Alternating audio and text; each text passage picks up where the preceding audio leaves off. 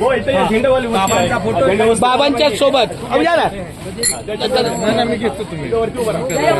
नाही नाही या ना. हो दोन चिरंजीव दत्त महाराज. तुझा झेंडा घ्या, असं पाहिजे. मोहन दादा इकडे थांबा तुम्ही थांबा. एक मिनिट या, उद्या बघा. जेवढा विठ्ठलाच्या जवळ येईल तेवढा असं मध्ये उभं राहा. जरा बाजूला जराशी बाजूला फोटो परत काढा ना ते सगळं. इकडे बघा हा इथे या, ये. या, या. थांबा, जावा. नाही, पुढे येते. नाही नाही व्हिडिओ मोमेंट चालू आहे.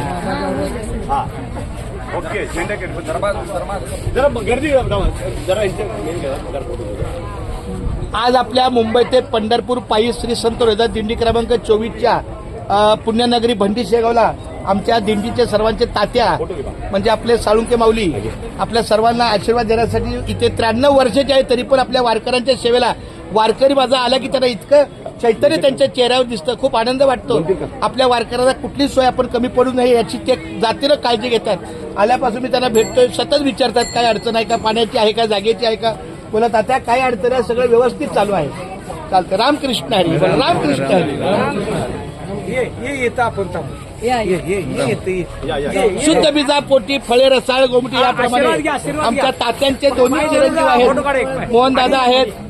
हा फोटो तुमचा फोटो कुठे कॅमेरा कुठे तुमचा दत्त माऊली या.